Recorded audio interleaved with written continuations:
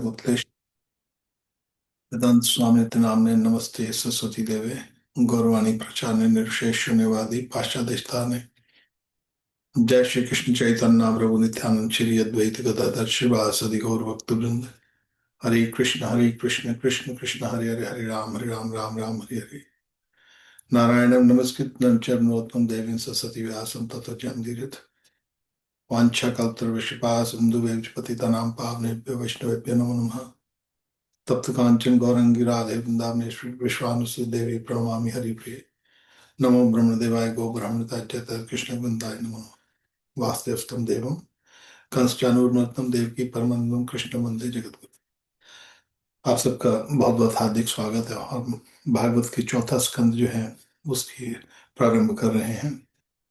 और चौथा स्कंद जो है उसमें भगवान शंकर, प्रजापति दक्ष और प्रजापति की जो पुत्री है सती, वो किस तरह सती होती है, उसके बाद ध्रुव महाराज का प्रसंग है। और विशेषकर मैत्र मुनि, यहाँ पर हम जो भागवत है आपको थोड़ा सा उसको समझना है कैसे है। जो भागवत है उसकी रचना वेद व्यास मुनि ने की और जो भागवत है उन्होंने अपने गुरु नारद जी से लिया। और नारद जी ने जो है वो चार, ब्रह्मा जी के जो चार पुत्र हैं जो नारद जी के बड़े भाई हैं, उन्होंने उनको भागवत के विषय में बताया। नारद जी ने जो है जो भागवत तो वेद व्यास मुनि को बताई। वेद व्यास मुनि ने जो है वो जो भागवत है वो शुकदेव गोस्वामी को बताई। और शुकदेव गोस्वामी जो हैं जब परीक्षित को ज्ञान दे रहे थे तो उस समय जो सूत गोस्वामी वहां पर उपस्थित थे और जो सूत गोस्वामी है वो नैमी शरण में वो वही कथा बता रहे हैं जो उन्होंने शुकदेव गोस्वामी के मुखारबिंद से सुनी थी। और इस समय जो है यहाँ पर इस स्कंद में सूत गोस्वामी जी जो हैं वो किसका व्याख्यान कर रहे हैं कि उन्होंने कहा कि जो शुकदेव गोस्वामी मैत्रेमुनि और विदुर का प्रसंग बता रहे थे, तो सूत गोस्वामी ने वो प्रसंग किसके मुख से सुना? शुकदेव गोस्वामी ने। और शुकदेव गोस्वामी जो है परीक्षित को जो प्रसंग बता रहे हैं मैत्रेमुनि और विदुर की वार्तालाप। और ये जो वार्तालाप है हरिद्वार में हुई थी। और यहाँ पर जो मैत्र मुनि को जब पूछा विदुर जी ने, तो विदुर जी को मैत्र मुनि अब बतला रहे हैं शिव जी के बारे में, क्योंकि वहां पर एक जगह है कंखल हरिद्वार में। और यहाँ पर जो है जो माता सती है वो वहां पर सती हुई थी। जो दक्ष महाराज का जो राज था वो कंखल है जो कि हरिद्वार के नजदीक है।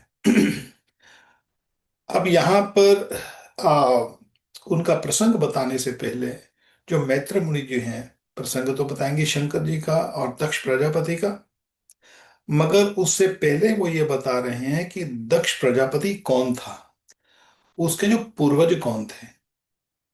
तो ये एक बहुत महत्वपूर्ण बात आती है। जैसे हम किसी को जानना चाहते तो हमको उनके वंश का भी पता होना चाहिए, उनके पिताजी क्या है। जैसे कोई विवाह शादी करते हैं तो पूछते हैं जी उनके माँ बाप कौन है, वो क्या करते हैं, उनके माँ बाप कौन थे, उनके माँ बाप कौन थे। तो इसी तरह ये जो हमारे जो पूरा भागवत का सनातन धर्म में भागवत या जितने भी पुराण हैं ये कोई काल्पनिक नहीं है, ये मिथोलॉजी नहीं है। ये मैं एक बात जरूर बताना चाहता हूँ ये कथा से पहले कि विदेशी जब अंग्रेज लोग जब इंडिया में आए तो उन्होंने हमारे वेद शास्त्रों को काल्पनिक बताया और अपने ईसाई धर्म का प्रचार करना शुरू कर दिया, जो कि आजकल बहुत बढ़ रहा है इंडिया में भी। तो ईसाई जो है, ईसाई और मुसलमान जो है ये यहूदियों से निकले हैं। और ये यहूदियों का जो मत था वो केवल अरब देश में था, उनको कोई ज्ञान नहीं था वेद शास्त्रों का। तो उन वो काल्पनिक है। काल्पनिक क्यों हो सकता है, क्यों है वो? क्योंकि यहूदियों में या ईसाइयों में या मुसलमानों में पृथ्वी को चपटा गिना गया है। वो पृथ्वी को गोल नहीं मानते, वो उनके शास्त्रों में बुक्स में भी लिखा है कि पृथ्वी चपटी है। तो आप सोचिए कि पृथ्वी चपटी नहीं, मगर हमारे सनातन धर्म में जब हम बात करते हैं तो हमारे में उसको भूगोल कहते हैं। भू मीन पृथ्वी गोल है।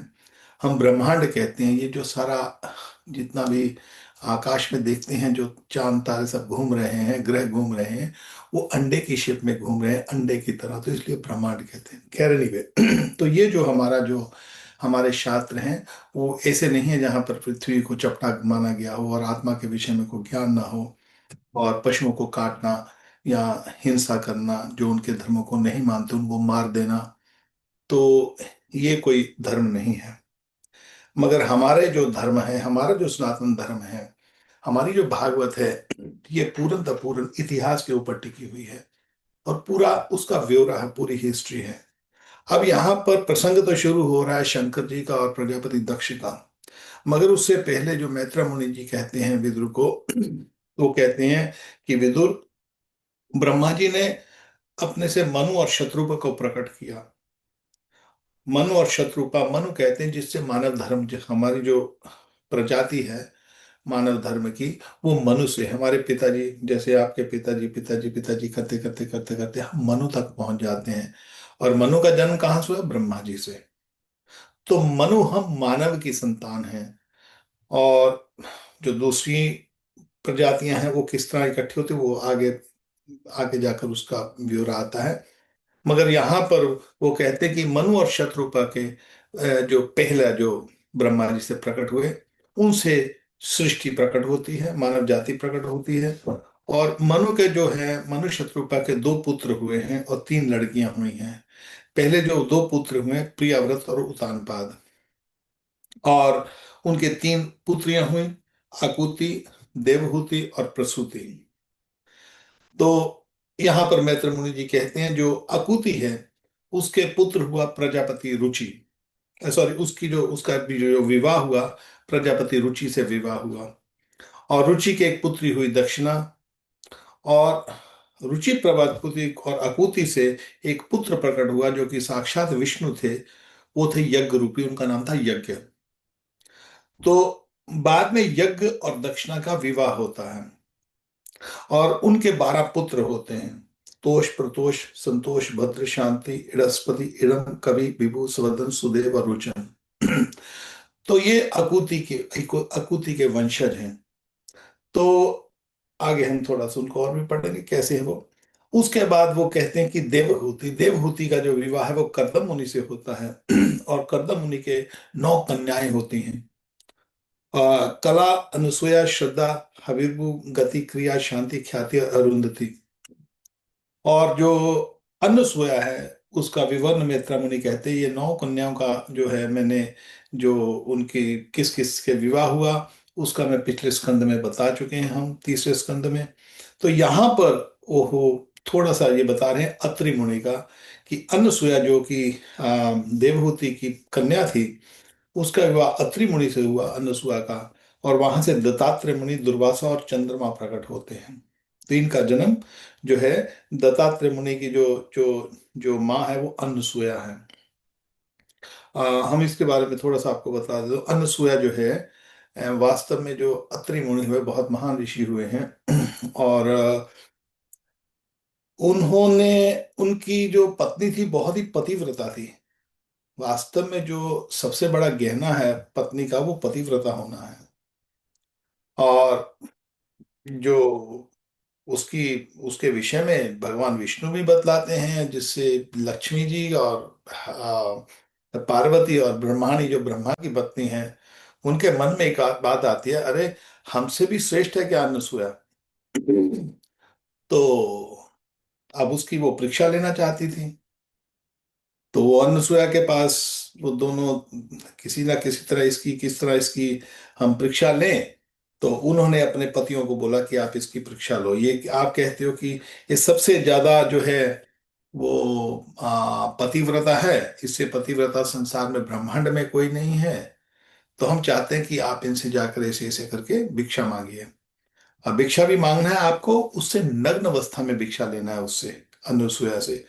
तो जब आप भिक्षा के लिए मांगे, जब आप भिक्षा पूछे, तो आप उनसे नग्न अवस्था में भिक्षा दीजिए। अब उनको भी पता था, तो वो आते हैं तीनों।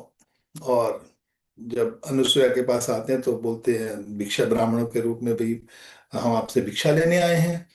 तब अनुसुया के पास पतिव्रता का तेज था, तो उसको पता लग गया कौन है ये। और भिक्षा लेने के लिए आया, बोलती कोई बात नहीं, क्या चाहिए आपको? हमको ऐसा करो, तो आप हमको दुग्ध पान कराओ, दूध अपना स्तन पान कराओ, मगर नग्न अवस्था में। तो बोलती कोई बात नहीं। तो उसने तुरंत अपनी भक्ति से उन तीनों देवताओं को छोटे से बच्चे के रूप में बना दिया। छोटे से बच्चे के रूप में तीनों ब्रह्मा विष्णु महेश बन गए। और तीनों को फिर उसने, जो अनसुया ने दुग्ध पान कराया, क्योंकि उसने दूध पिलाया अपने स्तनों से। तो अब उससे जो तीनों जो देवियां थी, पार्वती, लक्ष्मी और ब्रह्माणी, तब उनको, तब हुआ, तब को उनको पता लगा कि अनसुया जो है उससे होती और पतिव्रता औरत कोई नहीं हो सकती। अब दूध पिलाया है, तो अब बोलती प्रभु आप आए हो, आपने तो लीला कर दी, हम चाहते हैं कि आप हमारे पुत्र के रूप में आइए। तो उस समय फिर जो तीनों ब्रह्मा विष्णु महेश, उनकी उनकी जो प्लानिंग से फिर जो जो अत्रि मुनि हैं, उन्होंने अपने पुत्र प्राप्ति के लिए उन्होंने कठोर तपस्या की। और जब कठोर तपस्या की तो तीनों देव आ गए। तो तीनों देवों ने जब उनसे आशीर्वाद मांग, बोला बेटा क्या चाहिए? तो बोले प्रभु आप हमारे पुत्र, मैं किसको, आप तीनों सुंदर हैं, अब मैं किसका, किसको मानूं, आपको मानूं, आपको मानूं, मैं तो चाहता हूं कि आप तीनों ही मेरे पुत्र बन जाओ। तब ये तीनों ब्रह्मा विष्णु और महेश तीनों जो हैं, वो दत्तात्रेय अवतार के रूप में जो है, वो अत्रि मुनि के और अनुसुया के पुत्र के रूप में दुर्वासा मुनि जो है दत्तात्रेय रूप के अवतार में प्रकट होते हैं। और अनुसुया के एक तो दत्तात्रेय अवतार हुए हैं, उनके एक पुत्र दुर्वासा मुनि और एक पुत्र चंद्रमा। तो ये हमारा इतिहास है। तो हमारा ये निवेदन है। अब इतिहास के हाँ सॉरी, उसके बाद फिर कहते हैं कि मनु शत्रुपा की एक पुत्री आकृति, एक दुर्वहुति और एक हुई प्रसूति। अब प्रसूति का जो जो विवाह हुआ, वो प्रजापति दक्ष के साथ हुआ। और प्रजापति दक्ष जो है, उनकी पुत्री का नाम सती हुआ। और जो सती है, सती संतानहीन रही है, और वो शिव जी की पत्नी थी, उसका विवाह शिव जी से हुआ। तो यहाँ पर मैत्र मुनि जो हैं वो बहुत अचंभित होते हैं, विदुर जी बहुत अचंभित होते हैं, बहुत हैरान होते हैं। बोलते मैत्र मुनि ये बताइए कि इतने शिव जी जो हैं कोई साधारण व्यक्ति नहीं है, और शिव जी के संग सती जो है बहुत पतिव्रता थी, तो उनके संतान क्यों नहीं हुए? तब उसका प्रसंग बता रहे हैं। तो हमारा निवेदन ये है कि ये जितने भी हमारे जो शास्त्र हैं, वो कोई वो कोई काल्पनिक नहीं है, ये मिथोलॉजी नहीं है। लोग आपको कोई बोले इंडियन मिथोलॉजी, हिंदू मिथोलॉजी, उसको तुरंत उसको आप व्यक्ति को काट दो, क्योंकि हमारी हिस्ट्री है। हमारी हिस्ट्री में जैसे आप हरिद्वार जाइए, तो हरिद्वार में जैसे सबके जो जो भी हरिद्वार में जाकर अंतिम संस्कार जो करते हैं या उसका जो अस्त वगैरह करते हैं, तो वहां पर लिखा जाता है। तो आप हरिद्वार जाइए, तो हरिद्वार में हमारे पिताजी, उसके पिताजी, उसके पिताजी, उसके पिताजी, पिताजी करते करते करते हजारों साल तक उनको वो निकाल लेते हैं। हाँ, अभी हम गए थे किसी कारणवश, तो वहां पर अभी 2 महीने की बात है। तो वहां पर तो उसने 500 साल तक वो खींच लिया उन्होंने हमारे। उन्होंने बड़े बड़ी पोथी निकाली, तो मैंने देखा आगे उसमें उन्होंने हमारे 500 साल तक पीछे उन्होंने वो खींच लिया है, उससे भी आगे चल सकता है। तो जैसे हमारे राम जी का अवतार है, राम जी के जो पिता हुए दशरथ हुए, उनके पिता अज, उनके पिता नावा, उनके पिता यायुति, उनके पिता नहुष, अम्बरीश, फिर उनके पिता परशुशुक, कृषिग्मा, अग्निवर्ध, सुदर्शन, शर्णवर, प्रवर्ध, रघु, रघुकुल जो कहते हैं, रघु, ककुस, भगीरथी, दिलीप, अंशुमन, सगर। तो ये उससे भी आगे सारी, जो उससे आगे फिर जैसे चलते जाते हैं तो मनु तक पहुंच जाते हैं, और मनु से फिर ब्रह्मा जी तक। तो ये हमारा निवेदन है कि ये कोई काल्पनिक नहीं है। ये हमारे ग्रंथों में पूरा पूरा उनके परिवारों का जो है वो दिया हुआ है। मैं थोड़ा सा आपको एक चीज पढ़ देता हूँ, तो इसका आप स्वयं पढ़ सकते हैं। भागवत आपके पास है घर में। तो जो चौथे स्कंद का जो पहला अध्याय है, वो इसी के विषय में है, जो मनु और शत्रुपा के जो वंशज हैं कैसे, जो यहाँ पर थोड़ा सा पढ़ देता हूँ, तो आगे आपको थोड़ा सा इससे आइडिया लग जाए कि हमारे शास्त्र जो है कैसे पूरी हिस्ट्री बताई गई है उसमें।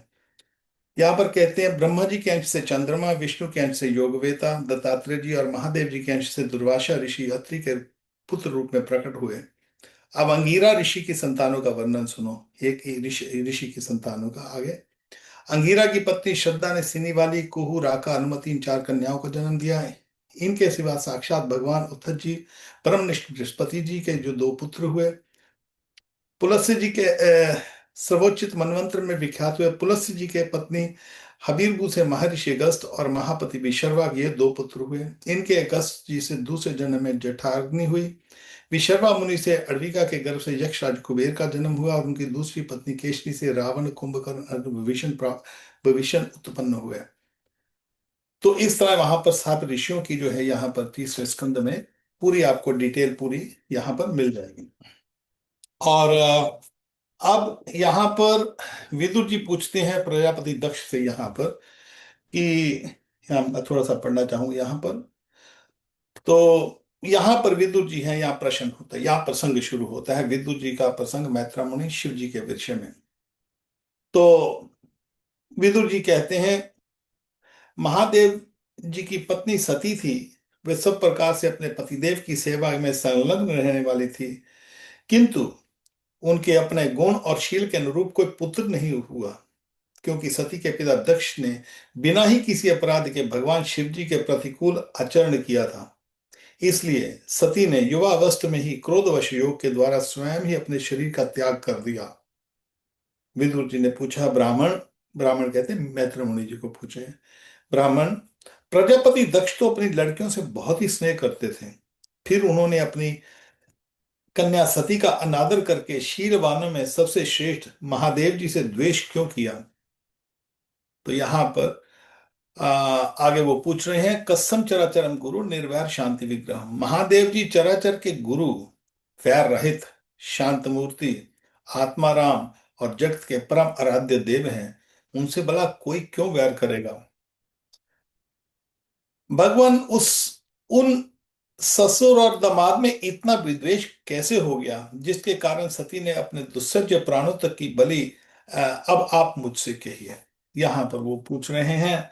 यहाँ देखिए, यहाँ पर जो है ना, ये एक से यहाँ पर जो, यहाँ पर अब जहाँ पर विदुर मुनि जी बहुत ही गूढ़ और बहुत ही अच्छा प्रश्न कर रहे हैं। वो एक बात कह रहे हैं, बोलते कसम चराचरम गुरु निर्वैर शांति विग्रहम। ये जो शंकर जी हैं, शिव शंकर जी, ये तो संसार के चर अचर, जो चलने वाले प्राणी, ना चलने वाली, सबके गुरु हैं ये तो। और दूसरा, वैर रहित, ये वैर रहित हैं। और साथ में वो एक और बात कहते हैं कि शांत मूर्ति, आत्माराम, जगत के, ये सारे जगत के आराध्य हैं। अब यहां पर एक आप हमको बात समझनी है। पद्म पुराण में एक बात कही है, शिवस्य श्री विष्णु ई गुण आदि सलकलम दिया भिन्नम पश्यत से खलु नाम अधिक अहित करा। जो शंकर जी हैं, वो कोई केवल हमारे गुरु नहीं, सारे चराचर सब जगत के वो गुरु हैं। वास्तव में शंकर और विष्णु में कोई भेद नहीं है। संसार में हम कई बार देखते हैं लोग भेद करते हैं, कोई बोलते हैं नहीं जी विष्णु शंकर नहीं है, शंकर जी विष्णु नहीं है, या ऐसा है। तो वास्तव में जो शंकर जी हैं वो गुण अवतार हैं, भागवत कहती है, हम नहीं कहते, भागवत कहती है गुण अवतार हैं। और जो श्री कृष्ण हैं वो अवतारी हैं। और उनसे जो है, कृष्ण अवतारी हैं तो उनसे तीन विष्णु जो बनते हैं, जो कारणोदक्षाय महाविष्णु, कारणोदक्षाय विष्णु, गर्भोदक्षाय विष्णु, क्षीरोदक्षाय विष्णु। तो जो महाविष्णु हैं उनसे सदाशिव निकलते हैं, और सदाशिव से जो है वो शंकर है। इनमें कोई भेद नहीं है। भगवान विष्णु में और श्री कृष्ण में भेद नहीं है, क्योंकि वो उनके गुण अवतार हैं। वो जो जैसे गोलोक में और शिवलोक में भी अंतर नहीं है, शास्त्र कहता है, वो कहते हैं कि जिस तरह बैकुंठ जो है, वो बैकुंठ भगवान का धाम है। तो बैकुंठ के जो सबसे बड़ा बैकुंठ है गोलोक धाम है, उसके बाद जो साकेत धाम आता है, जो साकेत धाम जिसको राम जी का जो बैकुंठ है, उसमें अलग अलग बैकुंठ है। बैकुंठ वास्तव में एक है, मगर भगवान अपने अलग अलग भक्तों के, उनके अलग अलग रूप हैं भक्तों के। कोई भगवान को वत्सल्य भाव में पूजता है, कोई भगवान को स्वामी के रूप में पूजता है, कोई भगवान को सखा के रूप में पूजता है। तो इस तरह जिस जैसा जैसा व्यक्ति का भाव होता है, भगवान विष्णु श्री कृष्ण उनको बैकुंठ में वैसे ही प्राप्त होते हैं, उसी भाव में वाकर वहां पर जाकर बैकुंठ में भगवान के साथ रहते हैं। और भगवान असंख्य बैकुंठों में असंख्य भावों के साथ अपने भक्तों के संग लीला करते हैं। तो उसी तरह जो एक भाव है जो भगवान श्री कृष्ण से, जिस तरह जो बैकुंठ अलग अलग बैकुंठ निकलते हैं गोलोक धाम से, उसी तरह एक धाम है जिस तरह कार्णोक दक्षाय से सदाशिव, सदाशिव से शंकर जी, और शंकर जी का जो धाम है उसको कैलाश कहा जाता है। ये विरजा नदी के ऊपर, ब्रह्मलोक से, ये संसार से, इस संसार से और ऊपर है, और बैकुंठ के साथ लगा हुआ है बैकुंठ में, और इसमें भेद नहीं है, भेद भी है। शंकर और विष्णु में क्या है, क्या अंतर है? कोई अंतर नहीं। जैसे कॉइन का, एक आप सिक्का लीजिए, सिक्के का हेड और टेल, वो सिक्का तभी कंप्लीट होता है जब वो सिक्का बनता है, हेड और टेल हो। दोनों तरफ हेड हो तो सिक्का नहीं कहलाया जाएगा, दोनों तरफ टेल हो तो सिक्का नहीं कहलाया जाएगा। उसी तरह श्री कृष्ण की जो लीलाएं हैं, जो भगवान की लीलाएं हैं, वो शंकर जी के बगैर होती नहीं है। हमारे सनातन धर्म में भगवान विष्णु और शंकर कनेक्टेड हैं, दोनों कनेक्टेड, उसको आप भेद नहीं कर सकते। भेद करोगे तो नाम अपराध हो जाएगा। मैं नहीं कहता, पद्म पुराण कहता है। और राम अवतार, जब अवतार हुआ, सब देवता लोग जाते हैं भगवान राम के पास, तो उस समय राम कहते हैं जाओ सब लोग वहां पर दंडक वन में जन्म लो, यहाँ पर अयोध्या में दंडक वन में सब जगह जगह जगह जन्म लो। वहां पर तब शंकर जी तो क्योंकि विष्णु से अलग नहीं है, साथ में आएंगे, तो उन्होंने ही तब हनुमान जी के रूप में, भक्त के रूप में आकर सेवा करते हैं। और जब लीला समाप्त होती है, अगस्त मुनि कहते हैं राम को, राम तुमने ब्राह्मण हत्या की है, क्योंकि वो विशर्वा का पुत्र था रावण, और चतुर्वेदी था, और अब तुम शंकर जी की पूजा करो। तो वहां पर उन्होंने शंकर जी की पूजा की। रामचरितमानस में कहते हैं जाने से पहले भी पूजा की है। वाल्मीकि रामायण में केवल आने के बाद पूजा लिखा गया है। खैर, और रामलीला उनके बगैर नहीं होती है, हनुमान जी के बगैर रामलीला हो नहीं सकती है। वो शंकर जी का ही रूप है, शंकर जी के अवतार हैं, वो होती नहीं है। श्री कृष्ण लीला भी शंकर जी के बगैर नहीं होते। शंकर जी आते हैं श्री कृष्ण के दर्शन करने के लिए। माँ यशोदा 3 दिन उनको दर्शन नहीं देती, 3 दिन खड़े रहते हैं, बोलते जाऊंगा तो दर्शन करके जाऊंगा मैया। अरे तुम सब कुछ ले लो मेरे से, ये हीरे जवाहरात कुछ भी ले लो। वो तो बोलते मैं तेरे को दे देता हूँ यशोदा मैया, उसकी जरूरत नहीं है मेरे को। मेरे को तो श्री कृष्ण के दर्शन करने, उस बाल रूप के दर्शन करने हैं। आप ब्रह्मांड घाट जाइए गोकुल में, तो वहां पर अभी भी चिंताहरण शंकर जी हैं, जो कि जब भी कोई राक्षस वगैरह आता था, श्री कृष्ण की लीला होती थी, तो माँ यशोदा डर जाती थी। अरे फला फला राक्षस आ गया, ये राक्षस आ गया, वो राक्षस आ गया। तो डरती, जब पता लगता था कि मेरा बेटा गया, उसने अगासुर को मार दिया, मेरा बेटा गया, उसने इसको मार दिया, उसने इसको मार दिया, तो तुरंत वो शंकर जी के पास भागती थी, चिंताहरण शंकर जी के पास। हे प्रभु मेरी चिंता हरण करो, मेरे जो ये मेरे लाला है इसकी रक्षा करो। गोपेश्वर महादेव की लीला हुई है, भूतेश्वर महादेव की लीला हुई है, नंदेश्वर महादेव की लीला हुई है, चकलेश्वर महादेव की लीला हुई है, ये ब्रज में ही है हमारे। तो यहाँ पर शंकर जी की लीला जो प्रसंग जो अब यहाँ पर जो बात कह रहे हैं, वो जो शंकर जी हैं देवताओं के पूज्य हैं, और देवताओं के पूज्य होने से उनको ये जो उनको जो छोड़ना पड़ा। और आप इसके बारे में बताइए। यहाँ पर एक और बात पूछते हैं, वो शांत मूर्ति हैं, शंकर जी जो हैं वो शांत मूर्ति हैं। भगवान श्री, एक बात और याद आती है हमको, कि भगवान श्री कृष्ण जब लीला करते हैं, भगवान कृष्ण और विष्णु एक ही बात है, और एक बात कहते हैं वो, कि सुहृद सर्वदेही ना, मैं सबका सुहृद हूं। मगर भगवान बैकुंठ अपने जो जो पितृणाय साधना विनाशाय च दुष्कृताम धर्म संस्थापनार्थाय संभवामि युगे युगे, भगवान कहते हैं मैं आता हूं, भक्तों का कल्याण करता हूं, दुष्टों का नाश करता हूं। और भगवान अपने बैकुंठ में, ये भेद भेद नहीं भी है, भेद हो भी गया। हाँ ठीक है, जो दुष्टों का नाश करते हैं उनको अपने धाम नहीं लेके जाते, बैकुंठ में नहीं लेके जाते। अब इस संसार में भी उनको नहीं छोड़ते, तो फिर क्या करते हैं उनको? वो क्या करते हैं, उनको ब्रह्मलीन कर देते हैं, ब्रह्म ज्योति में बैठ जाओ, वहां पर अटक जाओ। तो जो ज्ञानी लोग बहुत ध्यान ध्यान करके जो बैकुंठ में भगवान की भक्ति नहीं करते, संसार से उनको छूटना है, 84 लाख योनियों से भी छूटना है, संसार से मोह नहीं है, भगवान से प्रेम नहीं है, दोनों तरफ फंस गए, तो उनके लिए भगवान जब उन ज्ञानियों को ब्रह्म में भेज देते हैं, ब्रह्मलीन में, ब्रह्म के तेज में। और वहीं पर भगवान अपने जो जो दुश्मन है, राक्षस हैं, शत्रु हैं, उनको सबको उनको उनका भी कल्याण करते हैं भगवान। क्योंकि भगवान के सबके पिता हैं। मगर उनको अपने बैकुंठ में नहीं लेके जाते हैं, क्योंकि वो 100% प्योर नहीं है। मगर यहाँ पर एक और बात बहुत आती है कि जो भगवान श्री, जो जो जो जो शंकर जी की जो लीला है, शंकर जी क्या करते हैं, शंकर जी उसमें ये भेदभाव भी नहीं करते हैं कि तुम कुत्ता हो, बिल्ली हो, तुम जो जैसे भी हो, भगवान उनके लिए कोई कोई कोई। अब देखते हैं कि जो शंकर जी हैं, वो उनकी भूत प्रेत सब, किसी बात को भगवान तो भेद करते हैं, भाई तुम मेरे पास वैकुंठ में आना है तो 100% प्योर होके आओ। मगर शंकर जी जो करते हैं वो कंडीशन नहीं लगाते। शिव हमारे विष्णु भगवान श्री कृष्ण कंडीशन लगाते हैं कि मेरे पास आओगे तो पूरा शुद्ध होके आओगे। मगर शंकर जी कंडीशन नहीं लगाते। तो शंकर जी क्या कंडीशन, नो कंडीशन, वहां पर तो भूत प्रेत त्यागी वैरागी चूहा मोर हाथी बैल सब आ जाओ, कोई बात नहीं।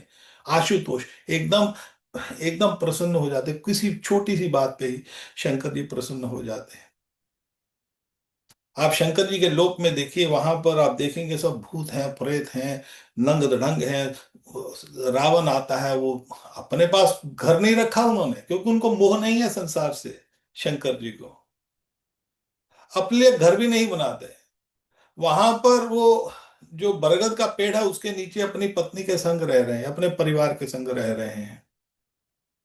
और वो परिवार भी ऐसा जहां पर एक बार हमको शंकर जी की बात याद आती है। एक बार पार्वती को मन में आया, वो बैकुंठ गई, उसने देखा क्या लक्ष्मी जी का वैभव है, अरे बहुत बड़ा वैभव है, स्वर्ग में सरस्वती का वैभव है, ब्रह्मा जी के ब्रह्माणी का। तो आके अपने पति को बोलती है, घर तो बना के दो मेरे को।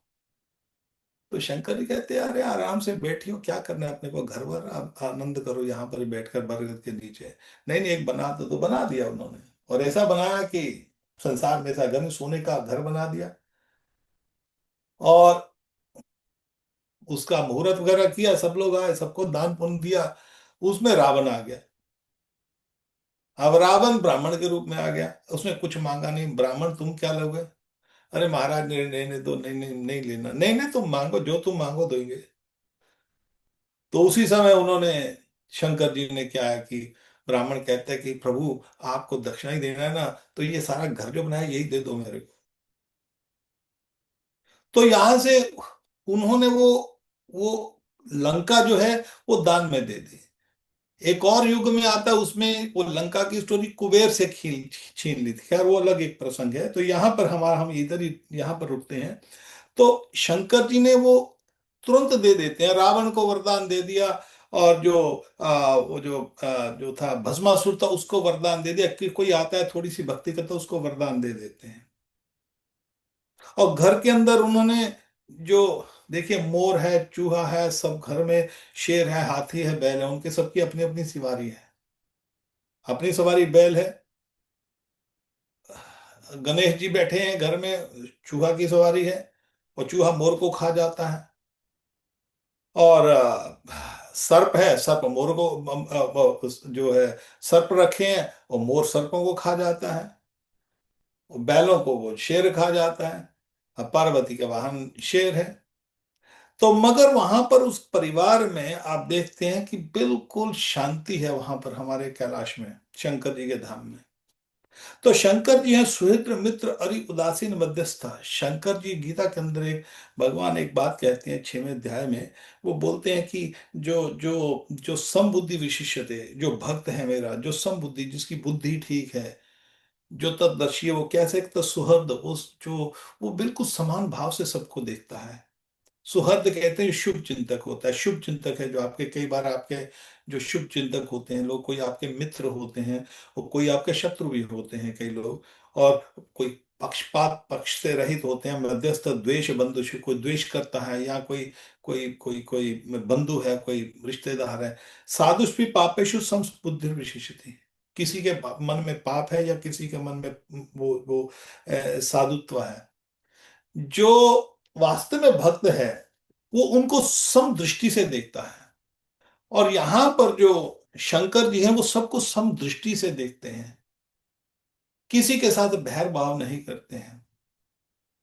मगर यहां पर अब एक प्रश्न आता है।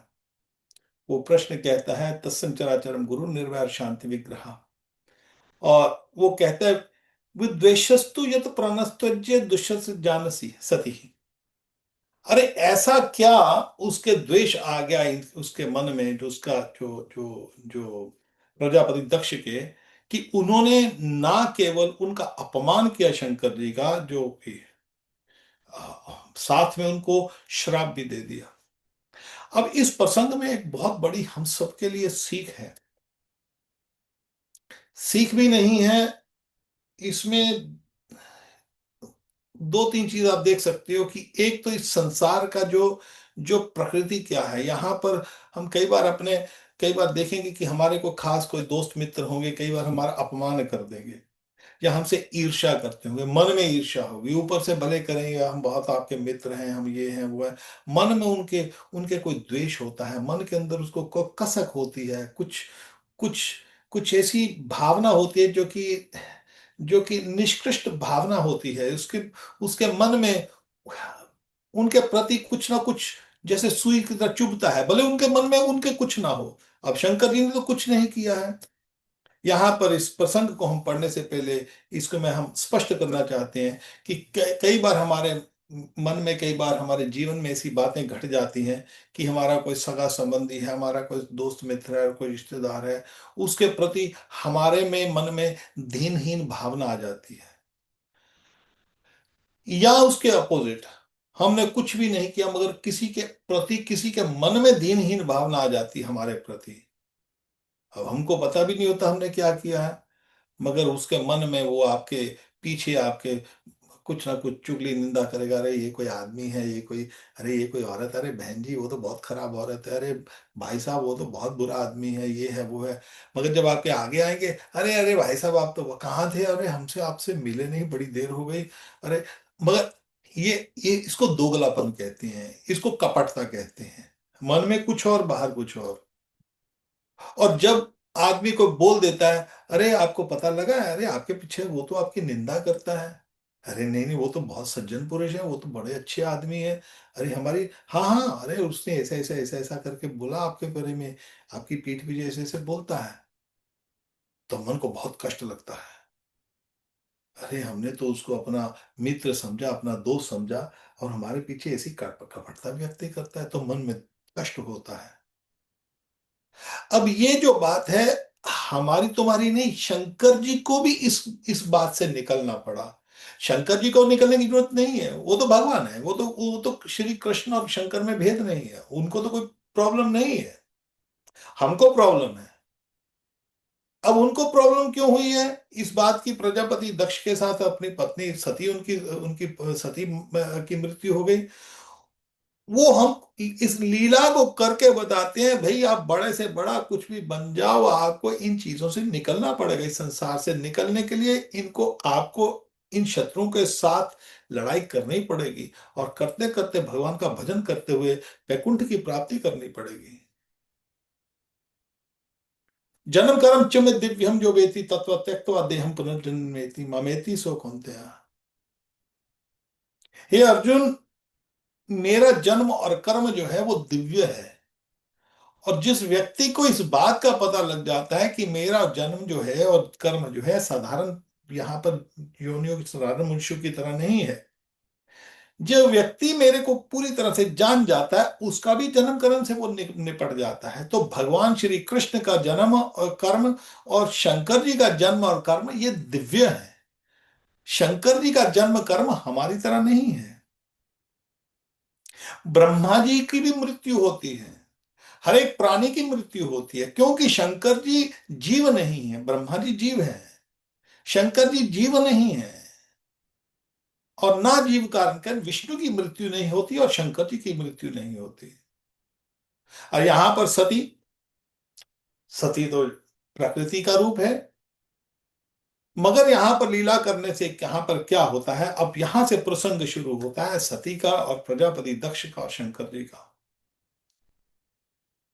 प्रसूति का जो जो जो जो उनके जो महाराज दक्ष, जो उनका जो जो जो जन्म है, महाराज प्रजापति दक्ष का जो विवाह है प्रसूति के साथ होता है, और उनकी जो पुत्री होती है सती, और सती का विवाह जो है वो शंकर जी के साथ करते हैं।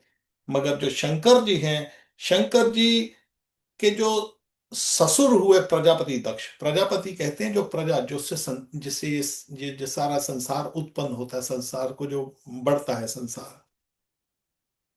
अब यहां पर मैत्र मुनि जी, यहां पर जो प्रसंग शुरू हो रहा है तो हम इसको पढ़ना चाहेंगे। तो मैत्र मुनि जी ने कहा, विदुर जी, पहले एक बार प्रजापतियों के यज्ञ में बड़े बड़े ऋषि देवता मुनि और अग्नि आदि अपने अपने अनुयायियों के सहित एकत्र हुए। या एक बड़ा यज्ञ की यज्ञ उत्पन्न हुआ, यज्ञ का जो अरेंजमेंट किया गया, और उस यज्ञ में प्रजापति दक्ष ने वो यज्ञ का अरेंजमेंट किया। और वहां पर बड़े बड़े देवता ऋषि और मुनिगण सब लोग अपने अपने चेलों के साथ, अपने अनुयायियों के साथ आए हुए थे, अकेले वो नहीं आए थे। अब देखो कितनी बड़ी सभा होगी। ये जो सभा है, ये सभा में केवल ऋषि मुनि या देवता नहीं आए हैं, उनके चेले लगा, उनके चेले, उनकी सब टीम सबको लेके आए हैं। जैसे दुर्वासा मुनि जब चलते हैं तो दुर्वासा मुनि 10,000 शिष्यों के साथ चलते हैं। तो आप सोच सकते हो दुर्वासा मुनि आए हैं तो उनके 10,000 शिष्य भी होंगे। और बाद में अंगिरा ऋषि, ये ऋषि, सब ऋषि मुनि आए हैं, देवता भी आए हुए हैं। अब उसी समय प्रजापति दक्ष ने भी उस सभा में प्रवेश किया। वे अपने तेज से सूर्य के समान प्रकाशमान थे। उस विशाल सभा भवन का अंधकार दूर किए किए देते थे।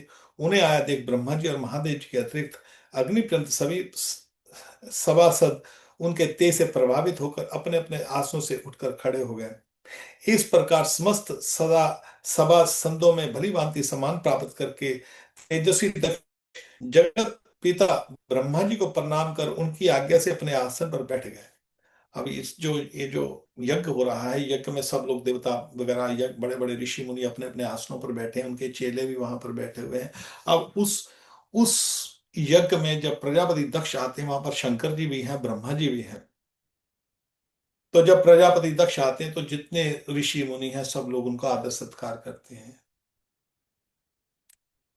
अब एक तरफ से प्रजापति दक्ष जो है वो शंकर जी के वो जो है आ, वो जो ससुर लगते हैं, वो रिश्ते में तो दामाद लगे ना उनके।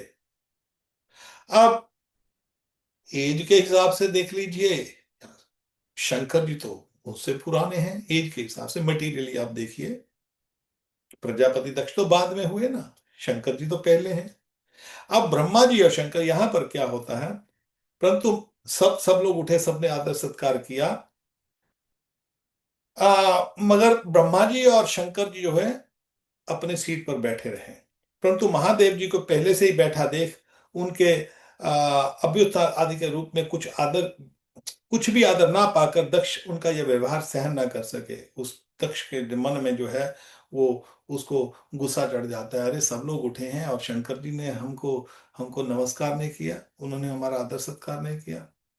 अब यहां पर जो समस्या आती है, इस समस्या का, जैसे हम कभी कभी क्रोध आता है ना हमको, उस क्रोध में हम क्या क्या बक जाते हैं। हमको कभी किसी से हमारे को मन मुटाव होता है ना, किसी मान लो दोस्त रिश्तेदार में, भाई बहन में, सगे संबंधी में, कुछ मन में किसी के बुराई होती है ना, दूसरा कुछ करे कि ना करे, जब उसको गुस्से में आकर मुंह से सब कुछ बक देता है, अरे तुम ऐसे हो, तुम ऐसे हो, तुम ऐसे हो।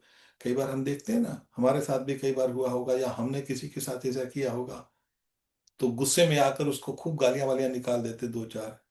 ये गालियां वालियां निकालेंगे, कभी एक आध रिश्तेदार, एक आध सगा संबंधी के सामने गाली निकाल सकते हैं, या हमने कभी किसी से सुनी होंगी गालियां, किसी कोई हमको देता है तो एक आध आदमी के सामने देता है। और यहाँ पर प्रजापति दक्ष क्या करने लगे हैं, ये सुनने वाली बात है। उसमें कितना गुस्सा है, कितनी जो कहते हैं ईर्ष्या है, नफरत है उनके मन में। ये देखिए, अब सुनिए यहाँ पर। ठीक है। परंतु महादेव जी को पहले से ही बैठा देख रूप में कुछ आदर ना पाकर दक्ष उनका यह व्यवहार सहन न कर सके। उन्होंने उनकी और टेढ़ी नजर से इस प्रकार देखा मानो उन्हें वे क्रोध अग्नि से जला डालेंगे। फिर कहने लगे, देवता और अग्नियों के सहित समस्त ब्रह्मगण ऋषियों, मेरी बात सुने। मैं ना समझी या द्वेषवश नहीं कहता, बल्कि शिष्टाचार की बात कहता हूं। यह निर्लज महादेव समस्त पालों की पवित्र कीर्ति को धूल में मिला रहा है। देखिए, इस घमंडी ने सत्पुरुषों के आचरण को लांछित एवं मटिया मेट कर दिया है। अब देखिए, गुस्सा आ गया उनको। अपने मेरा जो जवाई है वो उठा नहीं, उसने मेरे को नमस्कार नहीं किया, बस इतनी बात में इतने ऐसे ऐसे वो, अब उसको इतना गुस्सा है मन में कि यहाँ पर वो कैसे कैसे वो बोल रहा है। और कहने से पहले बोलता है लोगों को, सब देवताओं को, ऋषियों को बोलते, मैं ये बोल रहा हूं ना, ये मैं ना समझी द्वेषवश नहीं कह रहा, मैं द्वेष से नहीं कह, ईर्ष्या से नहीं कह रहा। अरे मैं तो शिष्टाचार की बात कर रहा हूं। देखिए यहाँ पर क्या बात कर रहा है, वो गालियां भी निकाल रहा है और सभा में निकाल रहा है यहाँ पर प्रजापति दक्ष शंकर जी को। और साथ में एक और बात भी, ऐसा होता है ना, कई बार हमारे साथ होता है, जो लोग बोलते हैं अपने आप को जस्टिफाई करते हैं। हम तो आपको गालियां निकाल रहे हैं ना, उसका कारण ये है, आप में ये त्रुटि है। अपने को नहीं दिखाते कि हमारे में कमी है, हमारे को गुस्सा है, हमारे मन में ईर्ष्या है, हमारा मन जो खराब है, तो उसको सिद्ध करने में लग जाते हैं। तो यहां पर वो कहता है, अरे मैं शिष्टाचार की बात कर रहा हूं। और खुद की शिष्टाचार देखिए यहां पर क्या कहता है, बोलते, मैं ना समझे द्वेषवश नहीं कहता, बल्कि शिष्टाचार की बात कहता हूं। अब शंकर जी को कैसे गालियां निकाल रहे हैं, कितनी गालियां निकाली हैं भरी सभा में। अब ये शुरू हो रही हैं गालियां उसकी। वो कह रहा है यहां पर, महाराज दक्ष कह रहा है, यह निर्लज महादेव समस्त लोकपालों के पवित्र कीर्ति को धूल में मिला रहा है। देखिए, इस घमंडी ने सत्पुरुषों के आचरण को लांछित अधमटिया मेट कर दिया है। बंदर के से नेत्र वाले इस सत्पुरुषों के समान मेरी सावित्री सारिखी मृग नैनी कहते हैं, जो जो जो हिरण की आंखों जैसी मृगनयनी पवित्र कन्या का अग्नि और ब्राह्मणों के सामने पानी ग्रहण किया था। अरे इसने मेरी सुंदर सी, मेरी जो जो जो जो जो मृगनयनी जैसी मेरी जो जो कन्या है, उसका इसने पानी ग्रहण से साथ विवाह किया है, इसलिए यह एक प्रकार से मेरे पुत्र के समान हो गया है। अब वो मान नहीं रहा उसको पुत्र के समान। एक एक तरह से ये मेरे, उसके पहले ही जलन थी शंकर जी के बारे में, क्योंकि शंकर जी नंग धड़ंग रहते हैं, कैलाश में रहते हैं। वो बोलती मेरी पुत्री बहुत सुंदर है, इसके साथ इसने शादी कर ली है सती ने। तो यह कह रहा है, महाराज दक्ष कह रहा है, अब इसलिए यह एक प्रकार से मेरे पुत्र के समान हो गया है। उचित तो यह था कि यह उठकर मेरा स्वागत करता, मुझे प्रणाम करता, परंतु इसने वाणी से भी मेरा सत्कार नहीं किया। हाँ, जिस प्रकार शूद्र को कोई वेद पढ़ा पढ़ा दे, उसी प्रकार मैंने इच्छा ना होते हुए भी भाभी वैश्य इसको अपनी सुकुमारी कन्या दे दी। इसने सत्कर्म का लोप कर दिया। यह सदा अपवित्र रहता है, बड़ा घमंडी है और धर्म की मर्यादा को तोड़ रहा है। यह प्रेतों के निवास स्थान भयंकर शमशानों में भूत प्रेतों के साथ लिए घूमता रहता है। पूरे पागल की तरह सिर के बाल बिखेरे नंग धड़ंग भटकता है, कभी हंसता है, कभी रोता है। ये सारे शरीर पर चिता की अपवित्र भस्म लपेटे रहता है। गले में भूतों के पहनने योग्य नरमुंडों की माला और सारे शरीर में हड्डियों के गहने पहने रहता है। यह बस नाम भर का ही शिव है, वास्तव में यह पूरा अशिव, वास्तव पूरा अशिव है, अमंगल रूप। जैसे ये स्वयं मतवाला है, वैसे ही से मतवाले ही प्यारे लगते हैं। भूत प्रेत प्रमथ आदि निरे तमोगुनी स्वभाव वाले जीवों का यह नेता है। अरे मैंने केवल ब्रह्मा के बहकावे में आकर ऐसे भूतों के सरदार, आचारहीन और दुष्ट स्वभाव वाले को अपनी भोली भाली बेटी ब्याह दी। मैत्रा जी कहते हैं, विदुर जी, दक्ष ने इस प्रकार महादेव जी को बहुत कुछ बुरा भला कहा, तथापि उन्होंने इसका कोई प्रतिकार नहीं किया। वे पूर्वचल निश्चल भाव में बैठे रहे। इसे दक्ष के क्रोध का पारा और भी ऊंचा चढ़ गया।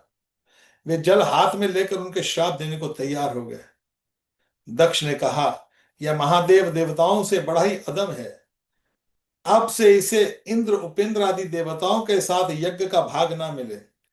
उपस्थित मुख्य मुख्य सदाभावों ने बहुत मना किया, परंतु उन्होंने किसी की ना सुनी, महादेव जी को श्राप दे दिया।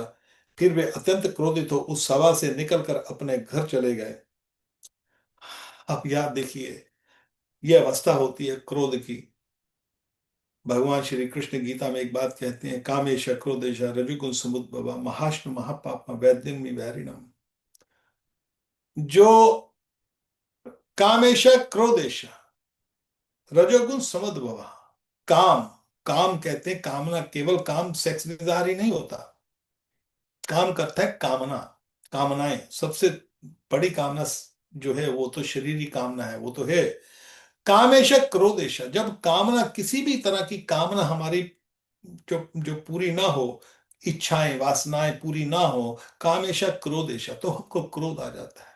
रजोगुण महाश्म महापाप हो विद्यन्मी वैरिणम, ये महापाप है, ये रजोगुण से उत्पन्न होता है।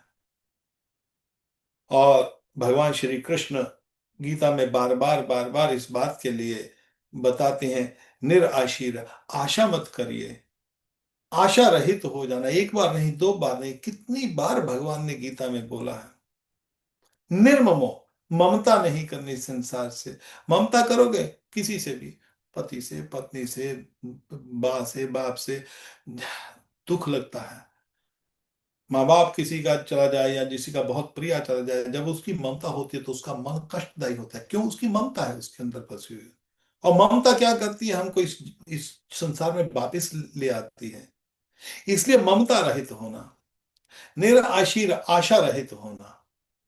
ममता रहित तो एक बात है, ममता को धीरे धीरे काटना पड़ेगा। आशा, आशा रहित, आशा सम्मान की आशा। यहां पर उसको जो, एक तो उसको पहले से ही उससे कोई ईर्ष्या थी, क्योंकि उनको ब्रह्मा जी के बहकावे में आके उन्होंने सती का विवाह कर दिया। और सती का विवाह कर दिया, उनको शंकर जी से पहले ही ईर्ष्या थी। अब ईर्ष्या होने से शंकर जी के से संग, इसीलिए भगवान और विष्णु में कोई अंतर नहीं है। भगवान कृष्ण को भी इस बात का सहना पड़ा। शिशुपाल उनको रोज गालियां निकालता था।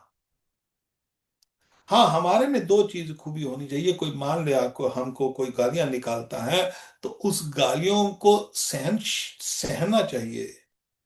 उसके साथ उसका उसका कि हम इसके साथ बदला लेंगे तो आपको जन्म लेना पड़ जाएगा, क्योंकि मन में वो कपटता है ना। किसी बारे में ईर्ष्या कही, ये साधारण साधारण बातें हैं। आप देखेंगे हमारे को कई रिश्तेदार, खैर उसमें नहीं जाएंगे, मगर रिश्तेदारों में होता है, अरे उसने उसको फोन नहीं किया, उसने उसको फोन नहीं किया, अरे तुमने तो भाई साहब हमको बुलाया ही नहीं, हमको शादी में कार्ड ही नहीं दिया आपने। अरे हमने आपको बोला था, अरे तुमने आपके कौन सा कार्ड दिया था, तुमने तो केवल फोन पर ही बुलाया था, जैसा तुमने बुलाया वैसा हम आ गए। तब ये ईर्ष्या चल रही है मन में, मन मुटाव है। मन मुटाव से आपको जन्म लेना पड़ेगा इस संसार में।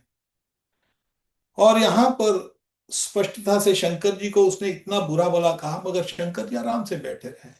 अब क्या, वो क्या करेंगे? बोले तेरी इच्छा है, तू जो करना है कर ले।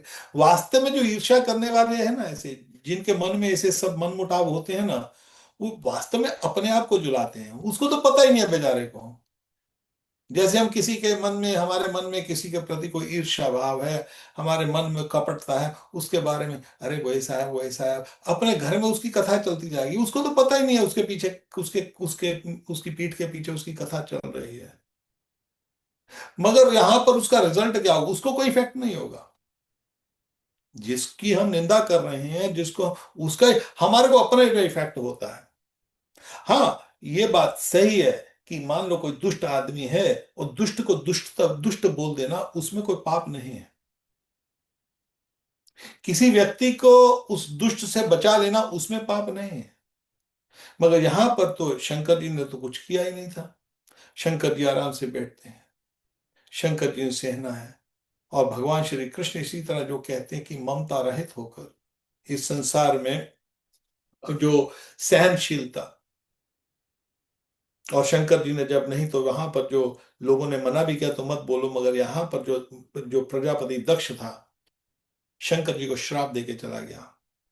शंकर जी को श्राप देके क्या गया कि जब जब यज्ञ होंगे तो यज्ञ में देवताओं को बुलाया जाता है, तो यज्ञ में देवताओं के साथ आपको भोग नहीं लगेगा, आपके नाम की आहुति नहीं डलेगी यज्ञ में।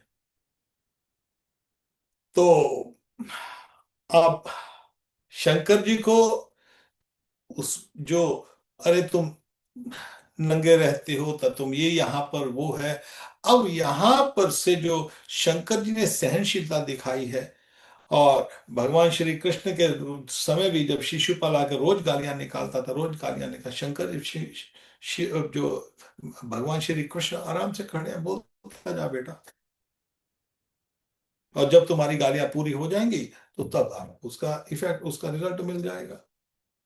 तो यहां पर जो शंकर, जो सबसे बड़ी बात ये आती है कि हमको अपने जीवन में इस प्रसंग को धार लेना है कि दो तरह से धारना है। कई बार हमको कोई आदमी कोई बड़े बड़े भाव से आके कहता है, अरे भाई साहब आप में तो ये वाला आप में कमी है कुछ, तो हमको अपनी कमी के ऊपर ध्यान देना चाहिए। हमको बात याद आती है हनुमान प्रसाद पोद्दार जी की।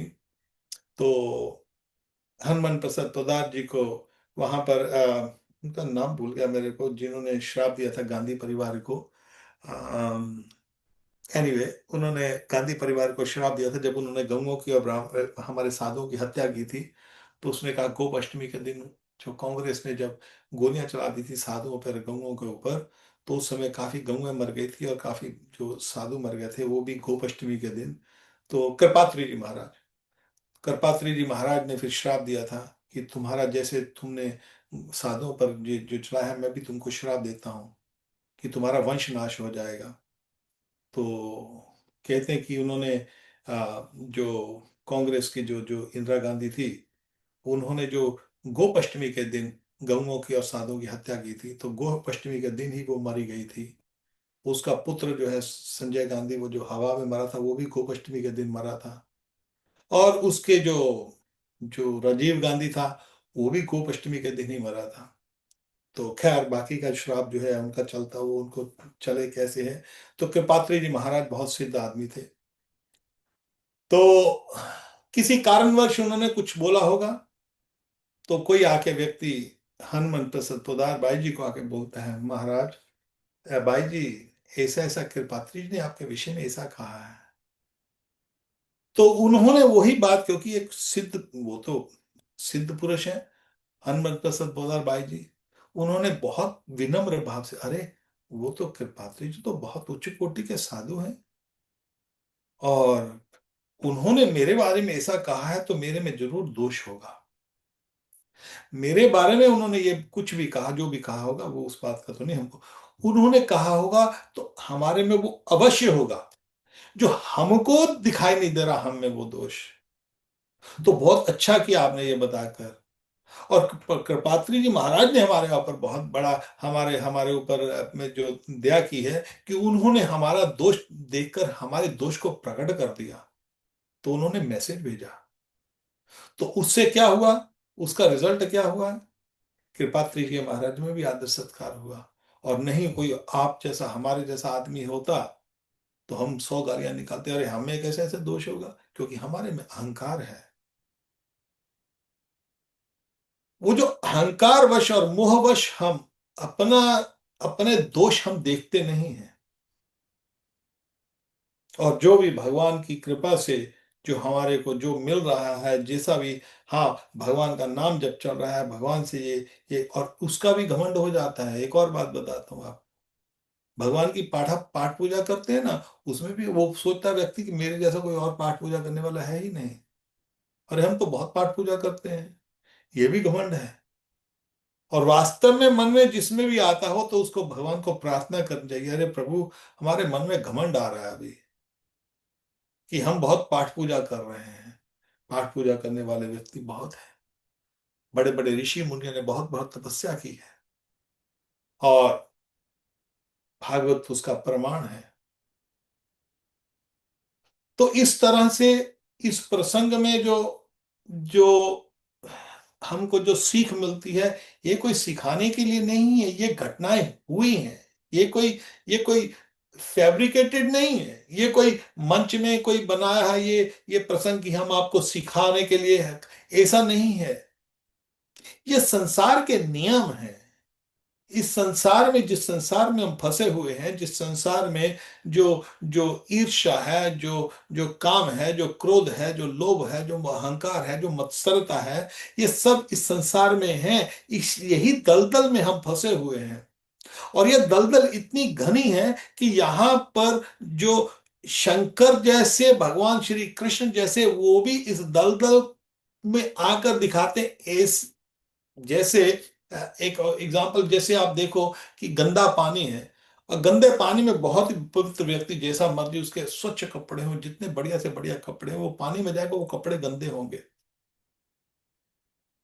तो भगवान जब इस धरातल पर आकर जब लीला करते हैं, तो धरातल आकर ये जो काम क्रोध लोभ मोह अहंकार मत्सरता है, इसको वो स्वयं भोग कर दिखाते हैं। देखो मैं भी भोग रहा हूं इसको। इसलिए उसकी सहनशीलता दिखाते हैं। वो करके दिखाते हैं हमको कि बेटा, आपको ये संसार से निकलना ना, इसकी चेष्टा करनी चाहिए। तो ये जो एक दिन का काम नहीं है, हम गुस्सा कर जाते हैं, छोटी छोटी बातें हैं। ये छोटी छोटी बातें बहुत बड़ी बड़ी बातें हैं। छोटी सी बात है, हम अपने सगे संबंधी, भाई मित्र, पुत्र पिता, कोई भी रिश्तेदार, सब उनसे हम गुस्सा कर जाते हैं छोटी छोटी बातें। और गुस्सा कर कर क्या मिलेगा? एक और जन्म लेना पड़ जाए। ईर्ष्या कर जाते हैं। संसार बहुत छोटा है, और छोटा इन द सेंस जीवन बहुत छोटा है। संसार तो वैसे ही है, जीवन बहुत छोटा है, पलक झपते निकल जाता है। कमल दर जल दल जीवन डलमल। जैसा कमल का जो जो पत्ता होता है ना, तो पानी में कमल का पत्ता होता है तो वो पानी को टच नहीं करता। मगर जब बरसात आती है, तो बरसात की जब बूंद गिरती तो एकदम निकल जाता है, उसके ऊपर टिक के बैठा नहीं रहता वो। तो हमारा जीवन इसी तरह बहुत जल्दी निकल जाता है। और एक जीवन जाने के बाद फिर दूसरा जीवन आएगा। वो कर्मों के हिसाब से हमको स्वर्ग और नरक भोगने पड़ेंगे। और इस जहां पर आकर हमको उसके भी सुख दुख भोगने पड़ेंगे। तो जब तक हम भगवान की प्राप्ति नहीं कर लेते, श्री कृष्ण की प्राप्ति नहीं कर लेते, तो उसकी प्राप्ति करने के लिए ये जो सब विघ्न आते हैं, तो ये विघ्न देखेंगे कि आप देखते हैं कि शंकर जी को किस तरह वो गालियां निकाल रहा है, और शंकर जी बैठे सुन रहे हैं। उन्होंने उसके ऊपर रिएक्शन नहीं दिया, क्योंकि वो समझते हैं, उनको पता है कि जो ये कर रहा है इसका दोष है, इसका मन में खोट है, तो मैं क्या करूं। आप किसी के मन में खोट तो निकाल नहीं सकते। तो वही अवस्था हम लोगों की है। या हम किसी से ईर्ष्या करते हैं, या हमसे कोई ईर्ष्या कर रहा है, ये रेगुलर हम चलता है। तो इसलिए हमको ये जो भागवत का ये जो स्कंद है, जब इसके बारे में पढ़ते हैं, तो शंकर जी से प्रार्थना करें। हमसे कोई घृणा कर रहा है, हमसे कोई ईर्ष्या कर रहा है, या हम किसी से कर रहे हैं, तो शंकर जी से प्रार्थना करें। शंकर जी कोई कोई साधारण व्यक्ति नहीं है। भगवान श्री कृष्ण और शंकर में भेद नहीं है, हेड और टेल है। और रूप गोस्वामी कहते हैं, जिस तरह दूध होता है, दूध है, दूध में भी वही पदार्थ है, दूध से दही बनता है, मगर दही वापस दूध नहीं बनता। उसी तरह भगवान विष्णु से शंकर जी बनते हैं। और शंकर जी और दही, जैसे जैसे दूध और दही है, वैसे ही विष्णु और शंकर हैं। तो हमारी आगे अब क्या होता है उसके बाद, जो नंदी को पता लगता है, अरे, नंदी जो शंकर जी के वाहन है, जब उनको पता लगता है अरे ऐसे किया महाराज दक्ष ने, तो तब नंदी को क्रोध आ जाता है। नंदी क्या कहता है, और आगे फिर आगे की जो कथा है अगले सप्ताह, नंदी की और उनके जो श्राप वगैरह है उसके विषय में हम आगे अगले सप्ताह इसके ऊपर चर्चा करेंगे। कोई व्यक्ति को प्रश्न पूछना चाहता है तो मैं ले सकता हूँ। किसी व्यक्ति का कोई प्रश्न है तो आप पूछ लो।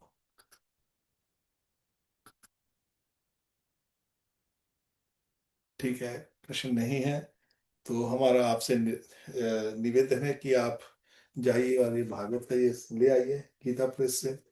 हाँ, भागवत और चौथा अध्याय पढ़ना शुरू कर दीजिए। हमने 3 अध्याय अभी तक खत्म किए हैं। और आप इसको घर में, ये कोई पुस्तक नहीं, बात बात होती है, साक्षात नारायण श्री कृष्ण साक्षात है ये भागवत।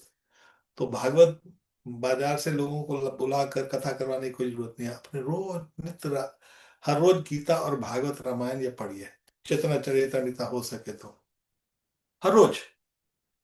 किसी को बुलाने की जरूरत नहीं है, घर में बैठकर पढ़िए। और कोई भक्त है जो साथ में और पढ़ रहा है उसके साथ, जो आप उसको डिस्कस कीजिए, तो आप पर भगवान श्री कृष्ण कृपा करेंगे, शंकर जी कृपा करेंगे। तो यहाँ पर अब हम समाप्त करते हैं। अगले सप्ताह जो है, जो हमारा आगे प्रसंग शुरू होगा, कि जो शंकर जी है, शंकर जी के अनुयायी आते हैं, और फिर यज्ञ में क्या होता है उसके, कैसे उसका जो भी आता है, हम आगे फिर उसके बारे में चर्चा करेंगे। सती। राधे श्याम प्रभु जी। राधे श्याम माता जी, राधे श्याम परवीन माता ji, nice to see you after long time. ये मैं लास्ट वीक भी सुना था प्रभु जी। अच्छा अच्छा अच्छा, हाँ हाँ बहुत अच्छा लगा आपका। हाँ हाँ। है मेरे पास भी है जे भागवतम। वेरी गुड, आप पढ़िए हाँ, चौथा। दोनों बुक्स है, दोनों इसकी दोनों वाली है। वेरी अच्छे, बहुत। भागवतम हाँ, दो लाई थी लास्ट टाइम जब मैं गई थी ना, लास्ट टाइम गई थी, इस बार नहीं, लास्ट टाइम जब गई थी। बहुत तो अच्छे। दो सेट लाई थी, एक पूनम को दिया था, एक मेरे पास है। अच्छा अच्छा अच्छा, बहुत अच्छा। आप हाँ भागवत रोज पढ़िए, गीता और बात थोड़ी थोड़ी पढ़ते रहिए, गीता ठीक भागवत है। रामायण और चैतन्य चरितमृता। तो ये ठीक है इससे प्रभु आपको जी। भगवान के ऊपर की बहुत कृपा होगी। तो हम आगे का जो प्रसंग होगा, किस तरह सती जाती है, सती के बाद फिर जो सारा आगे चलता है, ये जो सारा प्रसंग है कंखल में हुआ था, जो कि हरिद्वार के नजदीक है। तो वो जो है दक्ष महाराज की नगरी थी कंखल।